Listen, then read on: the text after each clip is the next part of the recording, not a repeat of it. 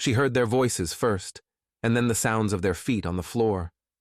She knew that they would be much taller and larger than her, but being told this and seeing it for herself were worlds apart. It was also strange to see old, legendary creatures in the flesh. You know that old fringe theory that octopi were aliens because they didn't follow any other branch of evolution? They are. What we know as octopi are actually a primitive and devolution of the descendants of criminals. That was Mira's first shock. The Flx'usri had used ancient Earth as a prison world in much the same way Australia had been intended as a prison colony. They no longer held any kinship with our octopi and were now very separate species. The second shock was that gargoyles were real. They weren't squat or ugly dog beasts either. Oh no, they were 7-foot-tall, winged like a bat-gray bipedal beings with gray skin. And no, they didn't turn to stone during the day. In fact, despite being gray, they didn't look stony at all. How did Drala get on Earth, you may ask? Because Mira sure did. Sisveta wasn't sure, but believed it may have been a crash landing. Several centuries ago, Earth was not known to have sapient beings on it, so it could have easily been a scouting trip. And knowing humans at that time, the Drala would have been seen as demons.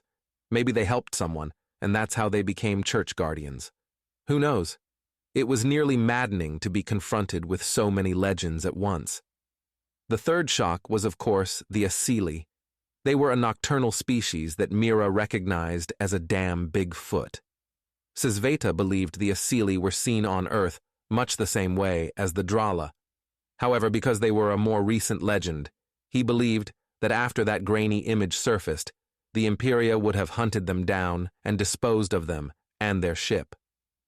Mira took a deep breath. It wasn't every day you meet gargoyles, big feet, and giant sapient octopi. A Drala and a Flx'usri came into view. The sphere around the Flx'usri had a mist within it. The species was comfortable in water the most, but could spend time on land. Like a frog, however, their skin would dry out over time, so on their own world had a lightweight harness that sprayed them at intervals. In space, however, it was easier for the belts to maintain their sphere with a mist. They walked on 4 of their tentacles and used the other 4 as arms. Thinking too hard about the genetic differences between the Flx'usri and octopi made her head hurt. Biologists back home will have a field day. That might not end well. She made a mental note to let them know about the potential issues. While non-binary humans were more common and accepted these days, she had to remember that Flx'usri were always they-them because their species were hermaphrodites. That was a fun conversation to have with Sisveta. The Drala looked at Mira, looked down at his portable, and then back up at her. He finally spoke. You are an adult of your species? The Flx'usri smacked the Drala with a tentacle. Were you raised in a... Mira didn't know what it was, but mentally replaced it with barn. They gestured to Mira. Come on down. Once she was standing near them, the Flx'usri continued. I am Rear Admiral Vebi, and this mannerless fool is my Lieutenant Commander Fennis. Come, let us welcome you to the Meteor. Captain Sisveta says you are Chief Machinist Mate Mira Rodriguez of Earth. He said you frequently drop your rank and just go by Mira. Is this correct? Yes. My rank is a bit of a mouthful and seemed silly to enforce it in a place so far from home. It is rather long, but you earned this rank, did you not? She nodded. How about a shortened version? CMM Mira, it's the initials of the ranking with my first name. First name. Yes, this is something Captain Sisveta mentioned. We use son of, daughter of, or spawn of in place of your last names. There is an even longer version that includes our planet and landmass names, but these are typically dropped in favor of ending with just our own names. When we are in space, it makes giving orders quicker. Mira chuckled. I can understand that. We frequently will also be given a middle name, and you only hear all 3 of your names when you're in trouble. They were heading out of the docking bay and traveling down a hall. Yes. There is nothing worse than being a spawning and having your full name called out by your birth giver. It made everyone swim home in a hurry. Okay. No. They may look strange and sound strange, but it's like talking with an old friend. Are they usually so personable? Fennis has barely said a word besides calling me small. What are your thoughts, Lieutenant Commander Fennis? Rear Admiral Vebby asked.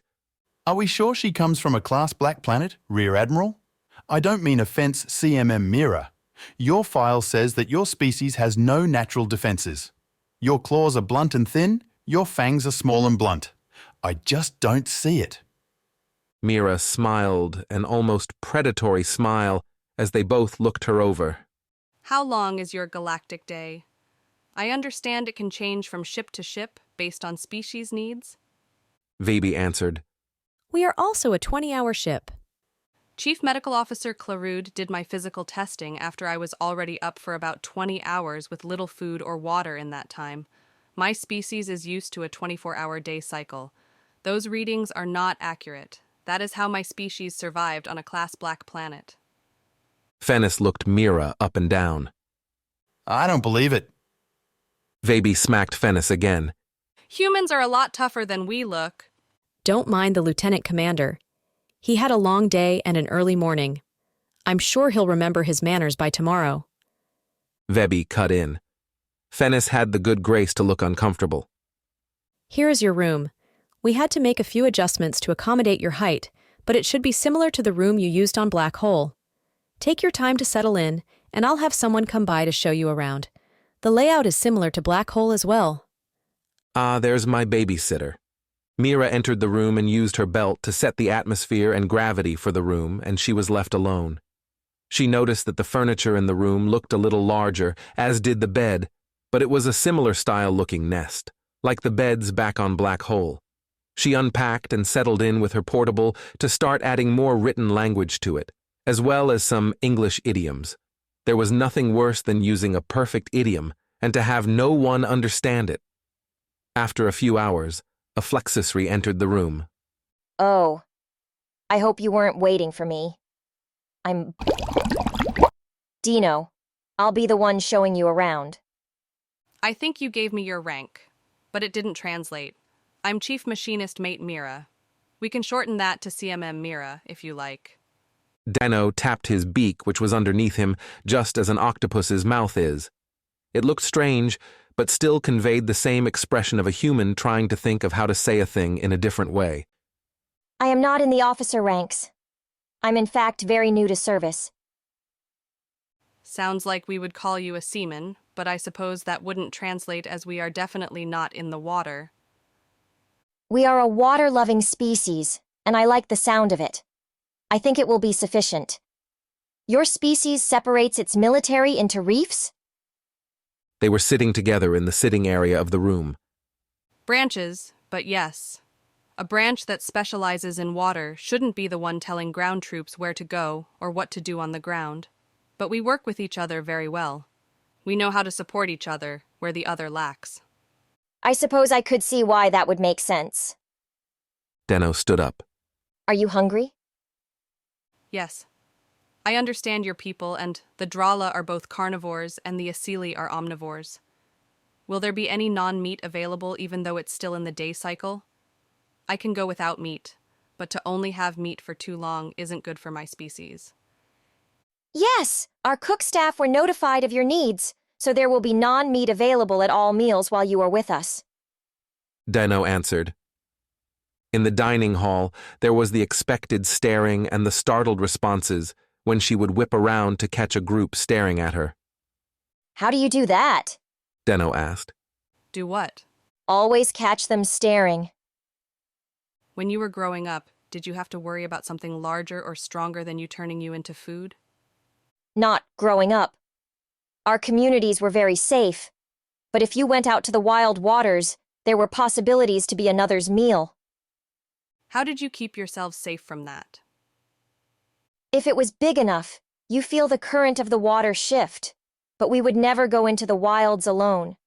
We would all lose our ink glands and darken the water so we can get away. but we can also change our colors to hide. They changed their skin tones briefly to demonstrate. So if they surprise you, Dino moved their tentacles. Was that a nonverbal communication? oh, yes, it was. It's easy to forget that you don't know. That meant death. We have a whole nonverbal language. Our sounds aren't loud enough in the water to carry, so we use tentacle language. This is our land language. It's still not very loud, but we had to develop it when we encountered our world's land sapient. We are the only home planet with two sapient species, one for land and one for sea. Our people work together to develop space travel. That sounds like it could have been a very difficult time. It was. How about your home planet? Are there other sapient species? Not really. There are some that are really intelligent, and there are some we have taught to communicate with us, but nothing that we would call sapient. Sentient, yes, just not sapient. They talked for a little while of the methods humans used to communicate with their sentient animals. They were on their way back to Mira's room when she asked, Is there a way I can request to speak to the heads of the ship before we make it to my planet? Yes. I can show you.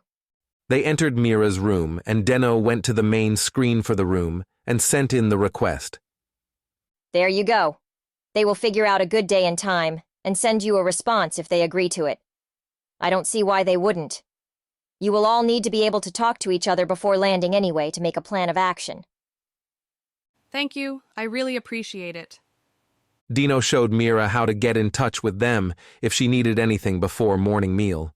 It was as Dino was leaving that Mira had never answered on how she knew when others were looking at her that were outside of Mira's sight. Did she have another set of eyes hidden on the back of her head? Hey everyone, hope you loved the video. Don't forget to give it a thumbs up and hit subscribe for more awesome sci-fi content. And if you're feeling generous, check out our Ko-Fi page to support the channel. Every bit helps us bring you more stories from the stars. Thanks a bunch.